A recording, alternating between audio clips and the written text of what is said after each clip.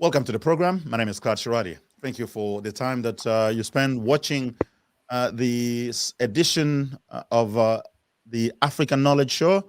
And like every Friday over the last several weeks, the topic that we deal with is the one that speaks about mindset, the mindset of African. As usual, we say that there's no one single mindset for all Africans because it's a big place.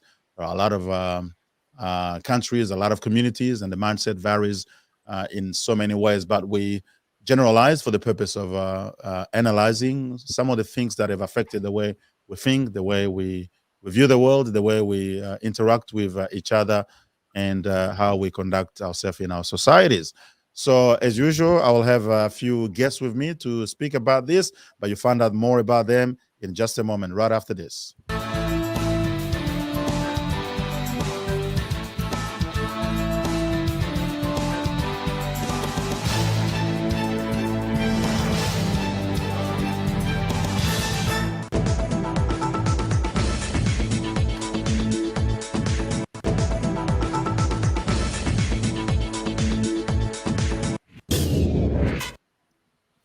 Thank you very much. So, to discuss this topic of African mindset tonight with me, I have five people with me, three ladies and two gentlemen.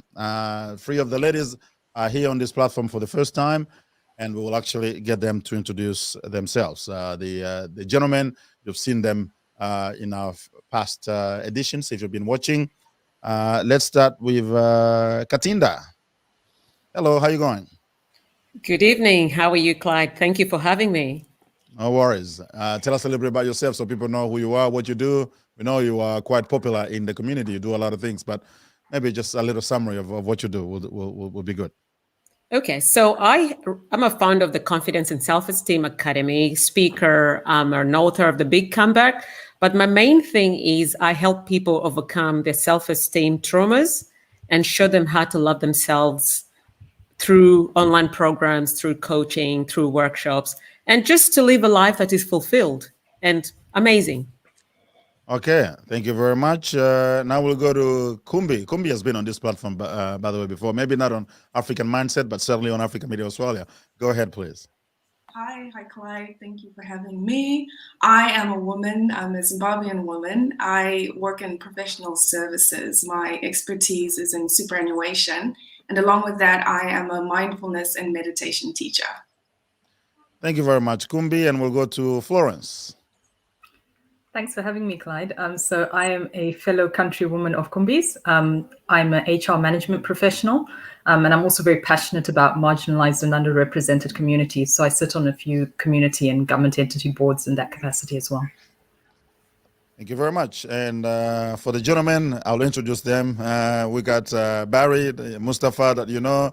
He's been with us since the beginning of this series. And Eugene Ullman, who is a documentary maker, a filmmaker, and also has been with us a few times. So tonight's the topic is about the role and the place of women in the African society, and both in the context of the African continent as well as in the diaspora. As we analyze factors that have impacted and continue to affect the African mindset, we need to look at how we as a society, what place, what significance we give to the women in our communities. Now we know that a lot of times there is this accusation, which may be justified to some extent, that in African communities we don't give as much freedom to the women as we should. There is perhaps what you may call patriarchy or just a domination of men over women, and some have even contended that it could actually be one of the reasons why we may not have made significant advancement in our society in terms of development, but that is questionable. Tonight, I'm just going to throw the question to the audience to start with how do you guys think women is valued in African communities, both from historical perspective up to today, and as I said, both in the African continent as well as in the diaspora? I know it's a broad question, but it gives us an opportunity to start looking at some of these things that may be important to discuss. So I suppose we can start with Katinda, who obviously was the first person to introduce herself. So tell us what you think about this broad question. Wow, this is a very interesting question and topic because there's so many different mindsets involved here. You know, people from different cultural backgrounds believe different things and different belief systems. So I'm from Kenya, and I think being a Kenyan woman, of sort of a Kenyan background tends to sort of give women an upper hand. So we tend to actually run the show. So we're not so much controlled and told all these things a lot of other communities do. So for me, I think I want to hear what everybody else has got to say, because I know I come from a place where we are given the opportunity to actually think for ourselves as well. And we're free. We're sort of let free to do whatever we want. So we don't have restrictions. And we don't have the conditioning whereby, I mean, some people do have that, where, especially in a relationship, where sometimes it's like, you know, a woman's job is to be in the kitchen and to shut up. So there's a lot of all those things in certain cultures and certain, obviously, homes. But in my case, with the people that I know, we don't have that kind of issue so much. Okay. Kumbi, what do you think? Well, it's funny when you were mentioning it, Clyde. The first thought that came to my mind was thinking of almost our beginnings, the traditional setting. You know, like I mentioned, I'm Zimbabwean, and I sort of had this picture of the village. And I think of principles, and I think at principle and sort of the main ideology, women, men, each of us have this, I'd say, so honorable and noble place and positioning. And then, so that sort of speaks to culture. And that, at the same time, I then go on to think, when the human element comes into it, whether that principle and honorable state that a woman plays. I think of, in my mind, I've got a picture of my grandmother or our foremothers, you know, where there's certain attributes that women have which it's not to say they're not displayed in men, but the nurturing aspect, that motherly aspect, which are truly honored. And yet somehow, sometimes placing that with the modern view of how things can look, and when you see how men have a very honorable position as well. But in the modern world, do we really stay with that principled view, or can it look like sometimes that more sensitive and softer space that the woman's mold places, they may be taken advantage of in some of the modern ways? So for me personally, I sit in a culture that I'm aware that there's variety and how that's expressed. But in my own household, when I think of what I am personally, I know I was always given the independence to be who I could be and whatever I wanted to be as a woman. Okay. Florence.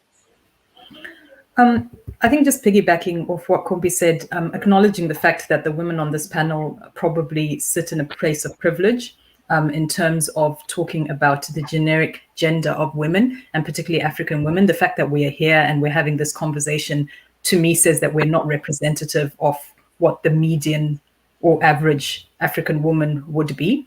But having said that, I think I steep myself in the facts, right?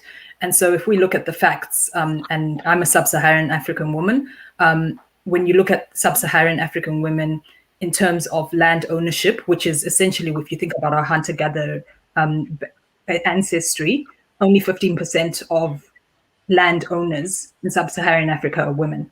If you think about the demographics of Africa in general, for every 999 men, there's actually 1,000 women. So technically, there are more women in Africa than there are men. But then if you look at, and piggybacking off what Kumbi said in terms of society, that is not represented. If you look at the leadership roles in Africa, whether that's in governments or whether even at a societal level in, the local chieftaincies, or, the local areas in terms of, ownership or economic ownership of whether it's shops or retail or whatever that looks like. And then the other piece for me, which I feel very strongly about, and I know you had a segment on this a bit earlier on this month as well, was just around domestic violence. And in that space, we know that disproportionately, the victims of family violence tend to be women. And so for me, when I look at the facts, outside of where I sit from a personal perspective and the privilege that we have as women on this panel, there is a gap there that I think as a community we need to talk about. Sure. Barry, what's your take on that? I was actually intently listening to Katinda and to Kumbi earlier, and I probably will be shaking the tree a little bit here. Okay, I personally, I am a man, but I am historically a feminist. I am a feminist, and since I was a child, I have actually I have always looked at the critical, with a critical eye, the way women around me, starting from my own mother and around me in my suburb and all that, the way women actually, or the place of women in the society, in the surrounding, and also the way they've been treated. And when I heard Katinda and Kumbi, I said, well, okay, there is no problem then. So let's go back. Let's go back home. No problem. Everyone is happy. African women are in a good place and everything is okay. And I am glad to hear from Florence that in actual fact, if you go to the facts, maybe the picture is not that bright. And we all know that it's not bright. And we need to look at it in the perspective of not us, the experience that we have gone through. Maybe it's beautiful, everything is fine, but look at it in the wider perspective. I am not going to say that I know Kenya. I don't know Kenya. I have probably been there only once for 24 hours. And other parts of Africa, the same thing. But everywhere I go, what I try to look at is what is there, the way kind of the social setting when it comes to gender and everything. And that was talking about way before we started talking about gender and all that. Because like I said again, I am a born feminist. Family violence is one thing, but also if I look at like kind of government structures or position of power everywhere in the African continent, no matter what country you go to, the women are a minority. In some places, even when you take in the structures of power, there is no woman at all. Maybe the only exception is Rwanda, which is a new thing. Anyway. Rwanda is new. It's something new. It's something absolutely new. Yeah. And I probably won't take that because it's not representative of what is happening in the wider continent. So we definitely do have a problem.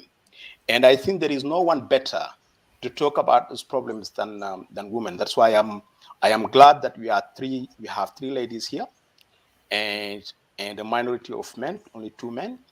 To talk about, I'm still a man, so I'm 3, but I'm not counted. Well, I mean, you are, but you are actually neutral. You're neutral. You're gonna be kind of supporting the debate more than anything else. That's all right. But look, I probably will cut it a little bit. But what I'm saying here is because we're gonna be starting this conversation, we need to look at in terms of education, in terms of the potential, because we're talking about 1.3 billion people in the African continent. More than half are women. Do we have all the potential that these women represent, liberated in such a way they can play a part in the development and the well-being of the societies that we live in? Do we have that? I'm talking about economical. I'm talking about politically. I'm talking about all aspects in life. Do we think that potential we have actually are using 25%? I'm not talking about 50%, 25%, even 10% of those potentials. Okay. That's probably the thing that I will be asking. These are good questions. We may come back on that, see what people think. Eugene, what does that bring to your mind? Okay, so first of all, I just have to say that I'm not an expert on this subject. So everything that I say, I don't actually have like data or statistics or anything to back up what I'm saying. I guess what I can contribute is just the fact that I've lived in quite a few different African countries throughout the continent. So I can maybe just share a few observations that come to mind. And then other people can maybe comment who have a deeper knowledge and understanding of the context of what I'm talking about, because my observations are exactly that. They're just observations. So I think, just to try and keep it brief, I think that, yes, obviously the situation is very contradictory, because on the one hand, there is a sense that I have had throughout many countries in Africa that on a certain level, yes, it is women who run the show. On some levels, right? For example, in West Africa, you see women dominating markets and running businesses and running financial things, much more than men in some cases. In Southern Africa, South Africa traditionally is matriarchal. The patriarchal kind of concept is much more of a colonial influence, from what I can understand from having talked to like people that know the traditional culture. I've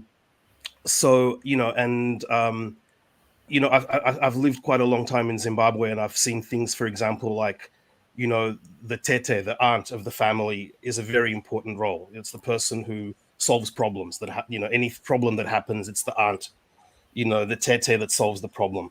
The grandmother is hugely important in Southern Africa, in Zimbabwe and in South Africa. Any problems that happen, the grandmother is the boss. So on some levels, women do run the show. On another level, of course, there's a huge amount of misogyny and domestic violence and so on. In Southern Africa, I think there was a very specific colonial project to destroy the African family. It was a very, very intentional thing.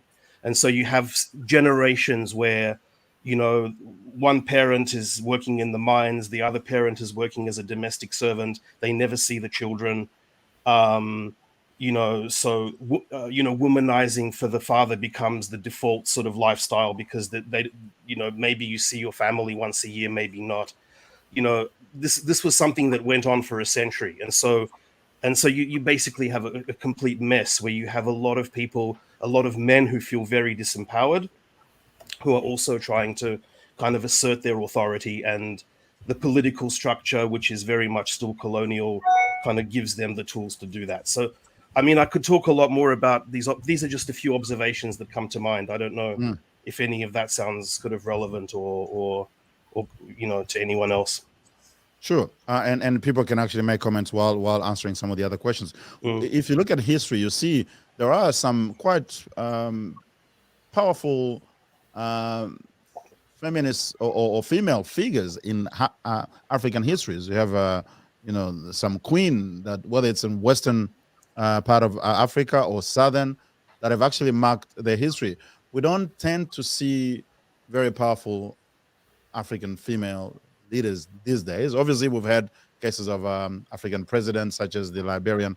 What's her name? I can't even remember her name. Ellen Johnson Sirleaf. Yes. Which is at least Africa can show that we're able to put a female as a president, which has not been done in Europe or America in that. But how is it that we don't tend to see many powerful African women coming up, both on the political scene as well as on the social and economic scene? Yes, there is a lot of economic activities that is undertaken by women, but mostly it seems to be in the small to medium sort of average type of activities. But for the big companies and big businesses, it's still male dominated. Is that something that is coming from African tradition, or is it the result of colonialism, or where is it coming from? I think I can. Yep. I believe some of it might be colonialism, but I think we can stop blaming that and also realize that for example, I'll give you Kenyan politics. When a woman tries to stand, the men make sure they break her down so she doesn't qualify. So they don't empower the women when they try to stand up, because they feel if a woman is ruling, obviously then a man has no place, because then women are more powerful. So there's those kind of scenarios as well. So I think the men need to be more knowledgeable or educated about giving women a fair go, because I think women really make the man and make the world, and we are the reason why the world goes round. We've got there's a lot of places where decisions are made and they exclude the majority of the people, which is the women, and most of the things affect us more than they affect the men. So I think it's a men thing. The men need to do something about it. Kumbi, you can answer to that question as well, but as we go on, I'll ask more questions. So we're trying to cover as many aspects of this topic as possible. Do you see the African society as fundamentally putting the women down, or that was just part of the history, and things have drastically changed? It's interesting you bring up colonialism. I think colonialism brings a certain pressure, maybe the pressure that might reveal what's there existing already. But one of the thoughts that I've had is it's the interpretation of what the culture is. And I agree with the idea that, this respect of women, those great examples that Eugene gave, but that interpretation, that very same culture that actually upholds women at principle, is the same one that's used to turn women into a place of disempowerment, because that then is a sense of how is it being presented to women. Like if I think of examples of, as what should you be as a woman, that's coming from a cultural level. And I can speak for, even personally thinking of some of those things. When you come into different environments, you get the opportunity to compare and think, okay, being a little girl in Zimbabwe, what were the things that were impressed on me as a young girl to say, these are your duties, without even any judgment, just as a statement of fact. And then compare it to, say, a little girl elsewhere. So the crux for me is that interpretation. How are people actually using that same culture to turn it around, and in some ways sometimes put themselves in advantage and say, as a woman, this is how you should be and this is your role. Okay. Florence, do you see that in the African culture, gender roles are very rigid, hence perhaps why we've had some of these issues in the way women have been treated? Now, I find it quite fascinating, because I think that they are rigid, but they're fluid. Rigid in that people decide that they want to be rigid about certain things when it serves their particular purpose.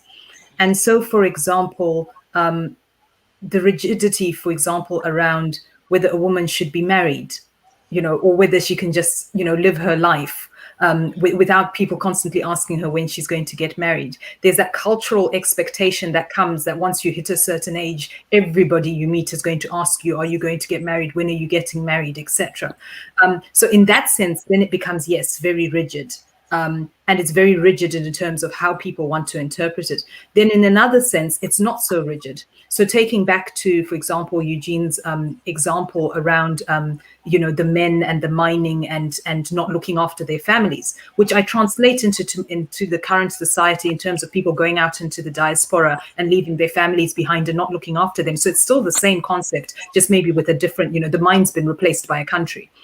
In that sense, the rigidity of saying you as a male in this society have got a responsibility to look after your family has been lost. And so where's the rigidity there, right? Because there was an expectation, if you go back to our forefathers, you wouldn't have had men running around doing the sorts of things that they're doing now with no accountability. So for me, that cultural aspect of rigidity, people seem to pick and choose what they want out of the rigidity of the culture. And the culture needs to evolve to serve us as a people. But I think it's almost weaponized sometimes, particularly towards women and women's issues.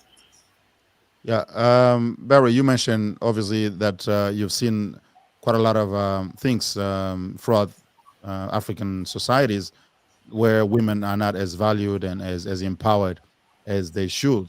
Why do you think that is the case? Even obviously, we can talk about colonization, we can talk about traditions, but the world is evolving.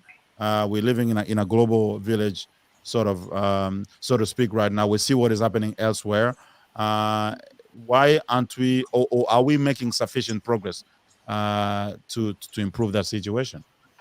Yeah, I think in some areas we're making some progress, but overall, I think the progress is not as actually good as we would have expected. One thing I can say for West African societies where I come from is that, yes, on the surface, you probably can see women are very active when it comes to initiatives of survival, like economy, like selling things or like kind of and all that. But that's on the surface only. But if you go deep down into when it comes to the relationship or to the place of the woman, when it comes to it, they try to get confined into that traditional role where they should be doing the cooking, they should be looking after the children, they should be doing all the things and all of that. And then we lose sense of the fact that that's the same woman who has been busy since the morning until the evening, kind of fighting to bring kind of money home or to bring the livelihood home. You will see the women who actually are working hard in the fields and waking up early in the morning, cooking for everyone, and going to the field, working hard, and coming back in the evening, and cooking and all that. She is the last one to go to bed. And what will happen after that? Because Senegal is a country like Senegal is a majority Muslim country, and people believe that they have the right to be polygamous. So the woman will work hard to bring the family in the good condition and all that. They will be fighting with the husband to get into a certain economical setting. One situation gets better, the first thing the man will do is to go and get a second wife. Okay, without the woman's agreement or without consulting with the woman. They do it because it's their right. And if they bring the tradition and say, oh, this is our tradition, I have the right to have it anyway. But they forget the modern role that the woman is playing already. Then the pressure is on the woman to accept that reality, to accept to be confined to that role of tradition and also of person who is fighting day and night to run the family. I think there is a problem there. I think the women have to take kind of the initiative in their own hands and start questioning and start challenging some situation. The women have been in many settings have been very complacent, very accepting in a situation that is not acceptable. And until the women start questioning the things and start pushing the boundaries and all that, they will be in a position where they will be always in a position disadvantage, and it has to change.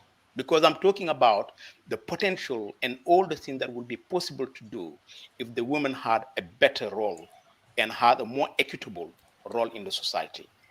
There is a lot of work to be done. Okay. And unless we put the right question and women take leadership in that, to question and challenge things, it won't move. All right, Eugene. Any thought on that? Well, look, I mean, I think polygamy is obviously, a huge issue that creates a lot of problems. And I mean, look, and I do understand historically why it was there and what its place was. And we have seen sort of interesting situations where, for example, in Ivory Coast, for example, you had a situation where the women's movement, the feminist movement, was actually campaigning to legalize polygamy. Because from what their argument was, it happens anyway. So it has to, if we make it legal and if we institutionalize it, then as you have rights, the women have more rights because they have a legal status, as opposed to a man simply having like a secret, like second family somewhere. But I mean, obviously that's not, that's like trying to make the most of a problematic situation, and so obviously it's a question of power. Men have the power to do that. They have the power to say, I'm going to have a second family. In more traditional countries like Swaziland, where the king has, I don't know how many wives, it's like 30 something. Yeah, but it's very much like, like a wife will only find out that the husband's taken a new wife when he sort of tells her to, bring them food in the morning type thing. It's like that, so obviously that creates a huge power imbalance, and that puts people in a, that prevents, I think, women from being in a situation of equality. And that's something that is, it's something that's a major obstacle, I think. Now, when you look at things such as polygamy, I suppose it is influenced not just by the culture, but also by the religion. I think there is some religious aspect that go into this, and that goes beyond polygamy. Let us look at the intersection of the cultural and the religious aspect of these things that affect the way women are treated in or dealt with within the African societies. Which one? I mean, do you see that perhaps the traditions are stronger, and those countries that have been able, that the countries that have had less influence of religious, sort of less religious influence, for example, have stayed on their traditional views? But how do these two things have impacted in the way we have lived and addressed women in our societies? Yeah, can I jump in on this? Yeah. Because I come from a Muslim background, an African Muslim background in Senegal, where people believe that because they're Muslim, Islam allowed them to have 4 wives. Okay, and there is a problem with that, because that's actually not true. You know, I mean, you can have 4, but if you go by the book, it actually says it puts so many conditions on that in actual fact you're not able to have 4 wives. You know, there are so many conditions that come after that if fulfilling those conditions are impossible. You know, therefore you're not allowed. But you're talking about a position of power here. I think it's because the men have been always in a position of power that they can allow themselves to do it, and they can allow themselves to interpret the scriptures and interpret a lot of things in the society to their advantage. That is possible to do. And because the women have been always accepting of these conditions, they haven't been challenging. That's the problem. That's the reason why we are here. So the problem is more kind of economical, more than anything else. I think you will see that polygamy is not only prevalent in the society that are Muslim. If you go to some other society that are Christian or animist and stuff like that, they have polygamy. And the reason they have that is because the woman is in a position of weakness, you know, where the men can allow themselves to do what they want because just, you know, there is no power to challenge them. And until the women start challenging and take power and start questioning the things and start taking their rights, you know, understanding their rights and pushing for them, it's gonna be always like that, you know. And I think that's right. I mean, it has resounded here that the position of empowerment for women has to be there, but women shouldn't wait for that empowerment to come. They will need to go and grab it, because if they wait, it's not gonna happen. Well, Let's talk about. I agree with you, Mustafa, and I'll put an additional element to it, because we talked about economic empowerment, but I think there's also a cultural mindset aspect to this, around the fact that I know females who are economically empowered to be able to stand on their own 2 feet, but will not, because the society as a whole will not give them the amount of respect that they get because they are standing them calling themselves Mrs. X versus calling themselves I am this female on my own.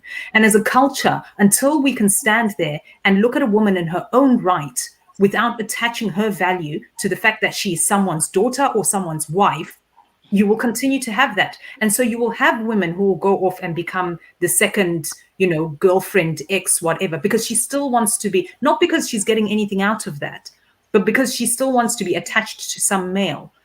I completely agree with you. And I think it's heartbreaking, because when I look at a lot of the, and going back to your issue, Clyde, around the religious aspect, a lot of whichever religion you look at, right? For some reason, the women end up at the bottom of the pile. I've been in arguments about whether people should, you know, pay dowry or not pay dowry. My argument is whether the woman's the one paying the dowry or the one receiving the dowry, she still seems to be at the bottom of the pile again.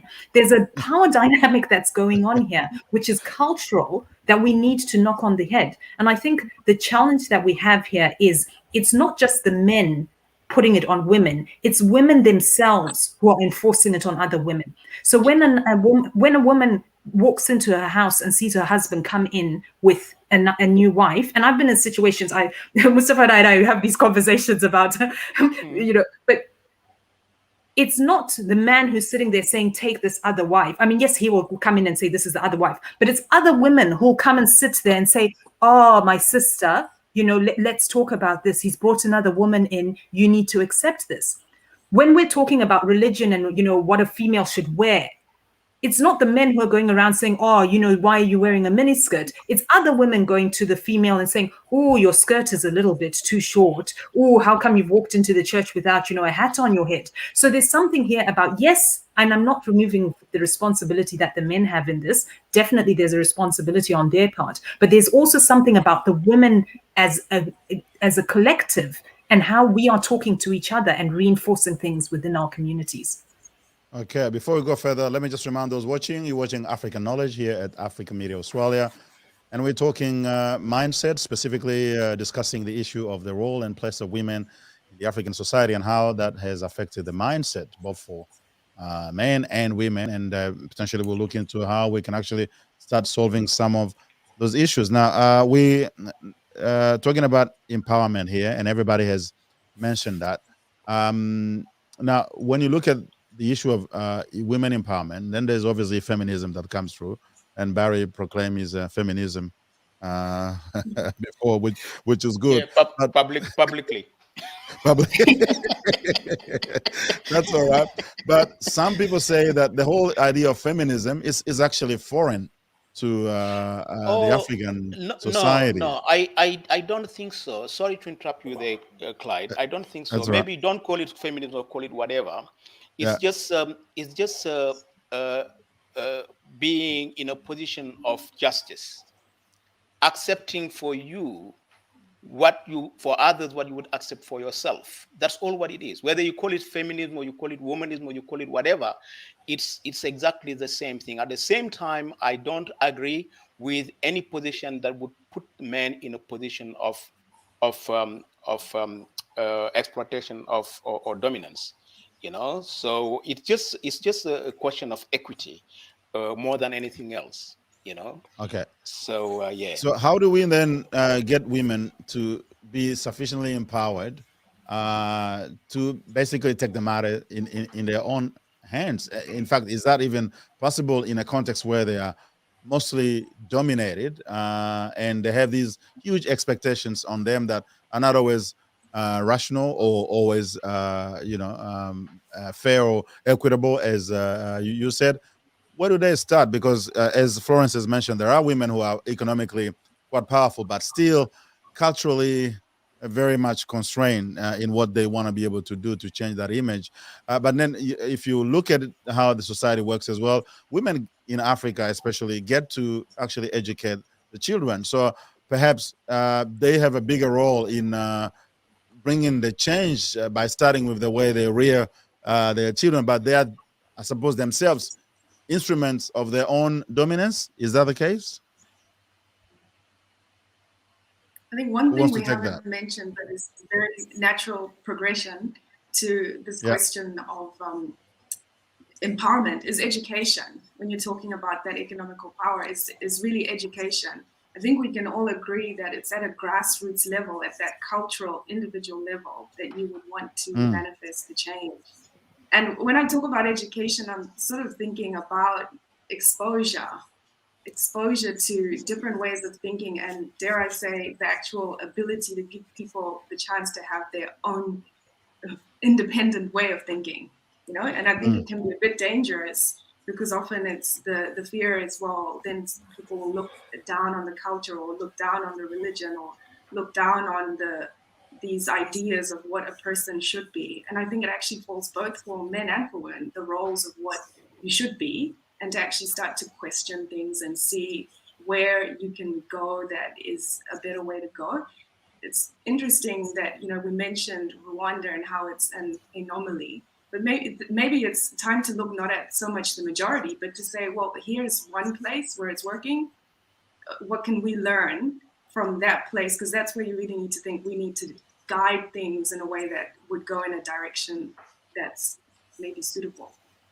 Katinda, you help people with self-confidence. How do we start to instill some of that confidence in African women, especially in traditional society? Because it's very easy to say that, I suppose, in my view, when you are in big cities or even in the diaspora, where obviously the whole environment is one that makes it easy for women to be empowered and be in charge if they want to. And in fact, I think for me the balance is a little bit skewed with radical feminism here in the West, but that's another issue. We may talk about that later. But in the context of the African society, where do you start to try? Obviously, Kumbi mentioned about education. Even that, in traditional society, the education that is available is quite limited. How do you start that job of empowering women? I think it's easy because let's just go back to Africa. A lot of people, the traditional way, the villages and everything. There's a lot of times you find women come together for all sorts of things. So in those kind of environments, that's where they need to start having these conversations and educating the young ones, the kids, the girls, the boys, everybody, because I think they have the power to do that. It's just the question is, some of the topics are so taboo, and as I think Florence was saying, women disempower each other. So if the woman is saying, if your husband brings another woman and they're trying to encourage you to accept it, that is already a bad thing. So they need to start re-educating and realizing that how else can we move forward to be really economically empowered as well? But we need to start with our children, because self-esteem starts at home. So if your parent doesn't have it and they never taught you, you'll also end up in the same space. So it all starts with those, those places where people go, they catch up, they spend time together. Instead of gossiping and doing things that are not creative, they could actually instill some education to the young people as well as themselves. Okay. I would like some of you to comment on, for example, looking at radical, let's say feminism first as a concept, and then what is referred here in the West as radical feminism, where there are some circles where we say men, it's no longer just about balancing the power between men and women. Is like we need to get men out of the picture, and that's kind of becoming an issue, and that is causing. And here we look at how men and women from African background interact in the diaspora. Let's talk a little bit about the diaspora rather than just the traditional or the traditional society in the continent. How do you balance that need to empower women without necessarily disempowering men? Who wants to take that? I just don't think. I mean, equality doesn't. The idea of equality doesn't involve disempowering anybody. In principle, you know what I mean? Like, there's no reason why creating an environment of equality should disempower anybody. I don't think that's like anyone has that agenda that I've seen. I don't think, I haven't come across it anyway. Okay. This idea of like men must be disempowered. I think it's more just a conversation about how do you create a situation of equality, and I think part of it is also just that from what I've observed as well in urban African contexts, in the cities, there's a lot of the connection with traditional culture is somehow performative, if that makes sense. Like people don't really live the traditional culture every day, but when they visit their relatives, they go through certain rituals where they have to like sit in a certain way and greet them in a certain way and serve them in a certain way. And there's these performances that happen, and so you have these situations, for example, where a woman who might be very empowered in her life, educated and running a business and employing people and, the breadwinner of the family and so on, plays this very submissive role, with relatives, like performs it almost, of like serving them and being kind of this submissive woman, because that's the understanding of what the traditional culture demands, and when I ask them, like, why are you doing this? They'll say something like, well, I want to make my husband happy and I don't want him to feel, I want him to feel like he's the man of the house and so on. And I'm thinking, like, are these men really that fragile, that they need this, that they can't, it doesn't make sense. So I think partly what's really important, I think, is to identify sort of genuine voices in traditional culture that can talk about, these things in a relevant way, rather than simply go through, certain rituals mechanically just because everyone's used to it and it's a habit. Sure. If that makes sense. Yeah. Yeah. Florence, perhaps you may address this. I've heard people say that the best way to empower women is actually to get men to understand that they have a big role to play in lifting the power of women in the way they educate children at home, as well as how they interact with their women. In that sense, it's like, well, many is kind of the problem because they've been dominating, but it's again up to them to release the power, or I mean, to give power to women. Do you subscribe to that view, or is it more women who need to find their own way of emancipation, so to speak? Yeah, so I'm going to take a third route. And it's going back to what Eugene just talked about. I feel like this conversation becomes very much a zero-sum game in terms of, if the women are made better, then somehow the men must lose out. And I don't think that that's the way. I think that there's a way here that you can actually get, it's almost an infinite game in that, with the two of you working together, you can get, the sum of the parts is much greater than just what you get as two individuals. And so I do definitely think that there's a role that men play in this.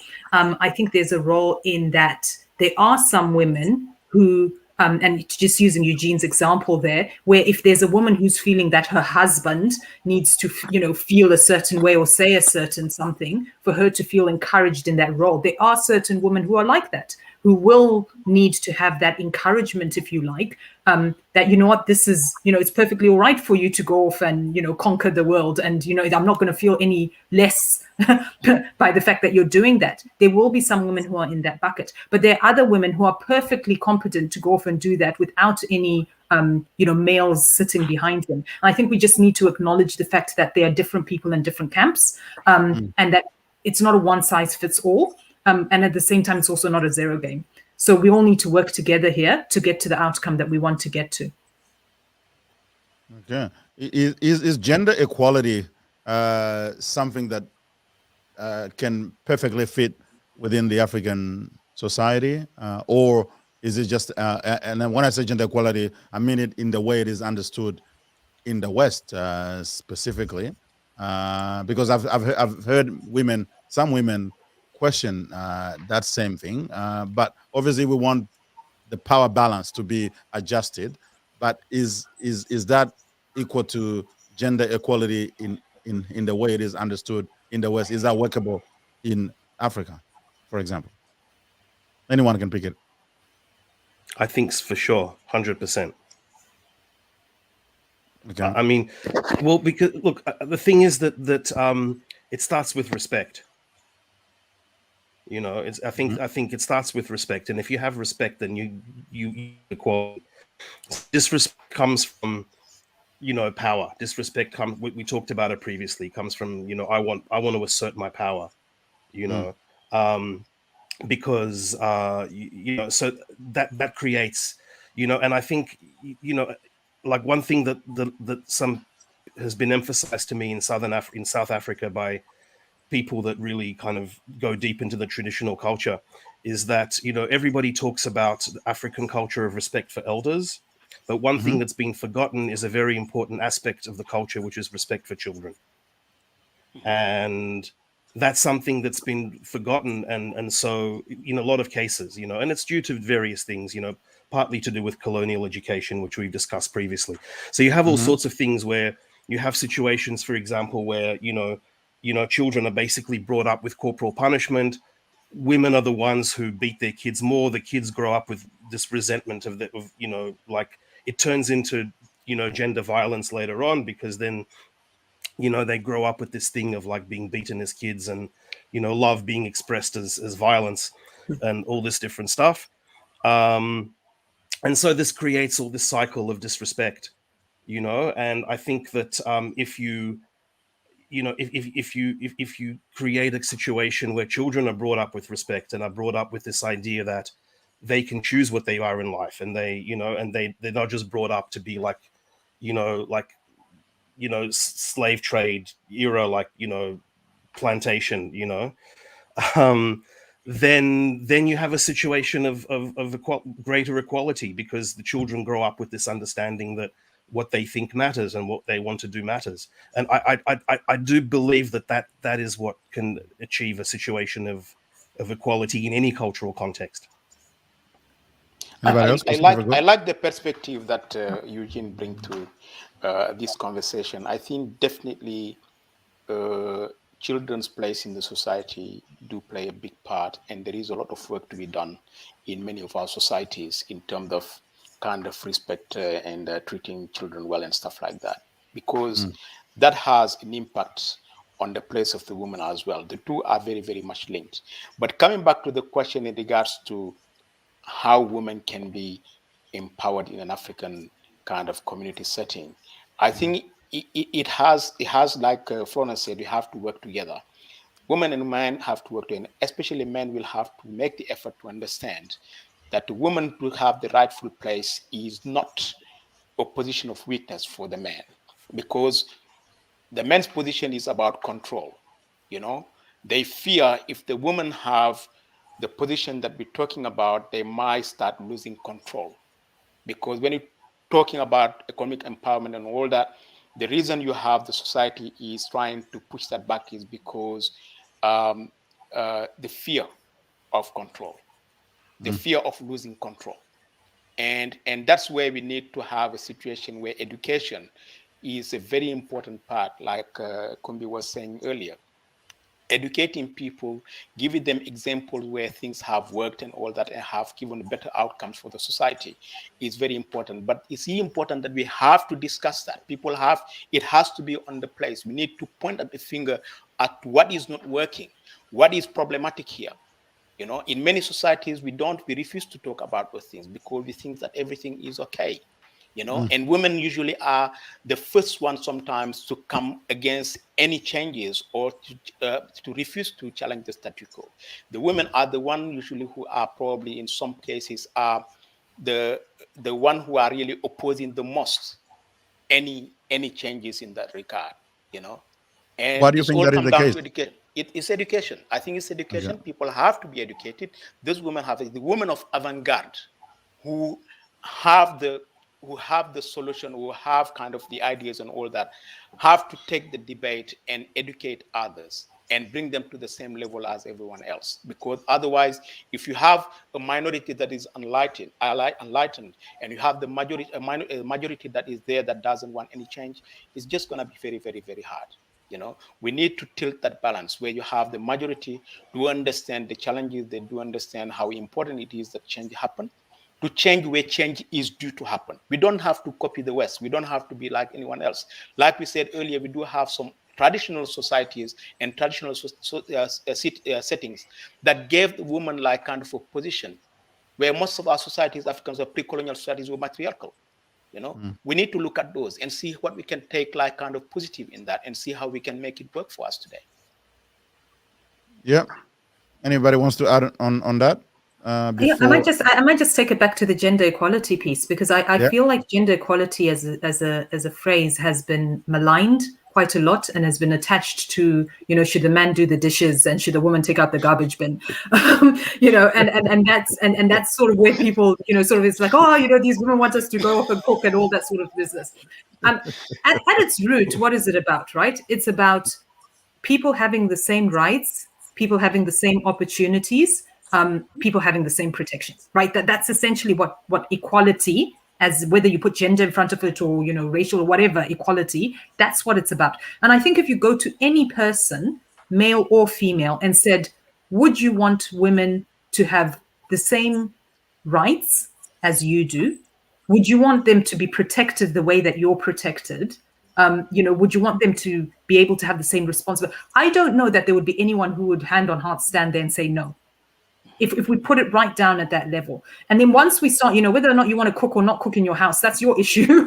But once we get it down to that level, I do think that we actually have a common goal that we're all trying to get to here. And we're all acknowledging that there is a gap. And the question is, how do we bridge it?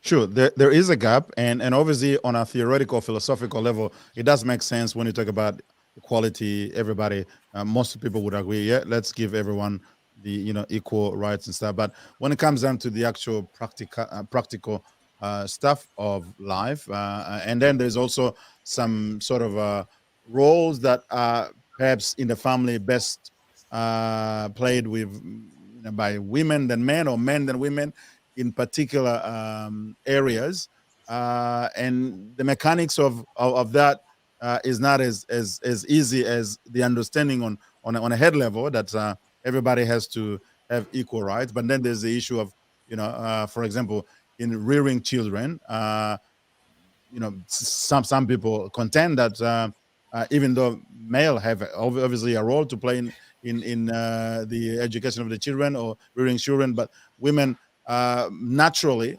have a more significant role to play, and then it comes down to the balance, who does what, and that. Yeah, and that's what, and that's exactly what I'm saying, Clyde. Because what I'm saying is, when you go into your house at 5 o'clock, right? And you and your wife have both come back. I'm assuming you've got a wife, so let me just say I do. that the two of you go into your house and you close your door, and you've both come from 8 hours of work, right? Who decides to go into the kitchen and cook a meal is not for Florence or for UN or for whatever works in your family. If you might, you might want to be spending your entire time in the kitchen. Good for you. Go for your life. The issue is that it shouldn't be a case where we're now sitting there and saying, because you are a man, you cannot go into the kitchen. Because you are a woman, you must now be the one who goes into the kitchen. We as a society should be at a point where we're adults here. And we should be in a position where you can make up your own, whatever it is that works in your life that works for you. But this is the thing, is that people then want to take this gender piece and use it as a baton to force someone, because you're the woman, you're now the one who now needs to go into the kitchen because that's what women do. And that's where the issue comes in. Okay. All right. Yeah, Eugene, you wanted to say something? I was just going to say, no, but you have a situation where you might have men who, are happy to cook and clean at home, and they want women to have equal rights politically, and they're happy for a woman to be the president, and they're happy with all of these things, but at the same time they're very much attached to their own right to have as many wives or girlfriends as they want, whereas their wife certainly can't from their point of view. I mean, there's a certain disconnect that happens there. She can do it as long as she's not my wife. Exactly. But there's a disconnect because like the fact that there's a disconnect that, I have a daughter and somebody's going to do that to her. Yeah. For example, you know what I mean? So there's a disconnect that happens there, and I think that's a respect issue as well. Now, let me ask one question before we go into sort of some solution mode, and then we finish the show. I mean, if you look at history, almost all societies have had this issue of men dominating over women. Some have obviously made a lot more progress in balancing the power between men and women than others. But in almost all societies, this has happened. Fundamentally, why is that the case? Because you may say it's culture, but then it has happened almost everywhere, and so it could be perhaps some conditioning. But anyway, I don't want to speculate too much. I'm interested to find out from you, why do you think that is the case? Is that an anthropological question? I'm sort of thinking of the caveman and where did it start? I think you might also talk about maybe some of the physical differences, the physical prowess that men impress, and that that if you think about what a woman's what it might turn out if a woman wants to challenge that. I think that's the beginning piece. And then also this holding the economic jewels. And that really then says, and then also if you look, I know we touched on religion, but where has the script of what religion is all about and what it entails, has that come from men or has that come from women? Well, that's a good question. I think a lot of it has come from men.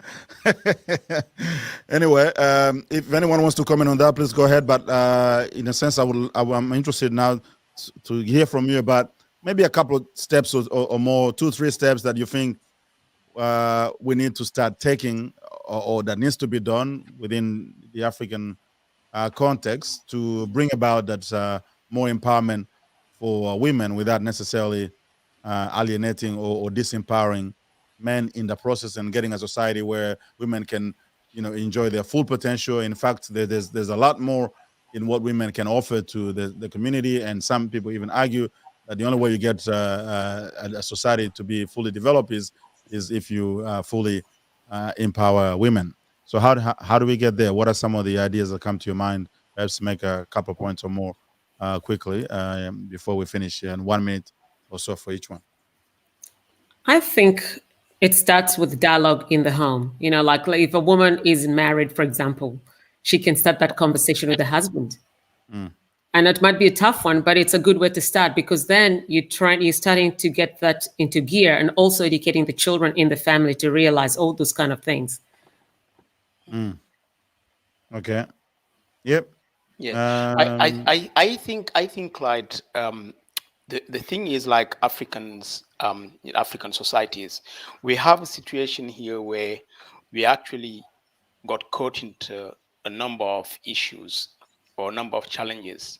The first one is that most of our societies, or all of them, pre-colonial societies, were more community orientated or community based, where people live in communities and all that. You don't have all this like kind of capitalist challenges where you have to fight for accumulation of wealth. Okay.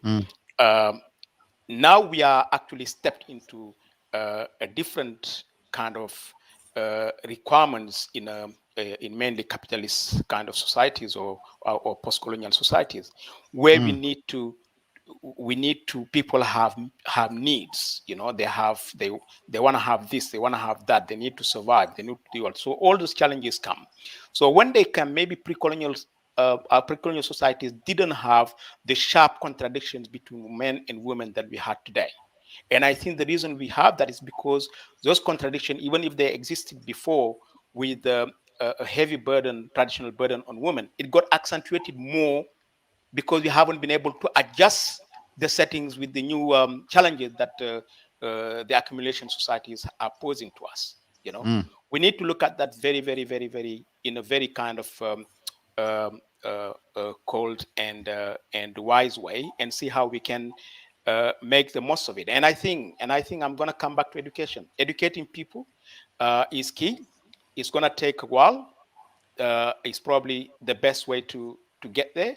But one other best way to get there is probably for every woman who is conscious of the need to make changes, to challenge and to educate people around her, you know, to refuse what is not acceptable.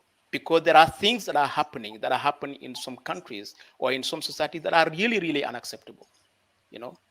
And all women and men have to come together, people, even they are minority, to challenge those and to start pushing those. And I'm talking about rape, the fact that people don't get punished sufficiently for raping, and talking about incest.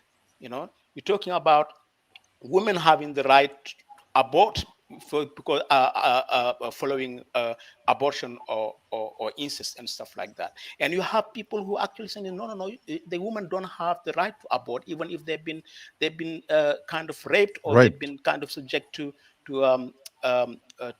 incest. You know, women have to live with that.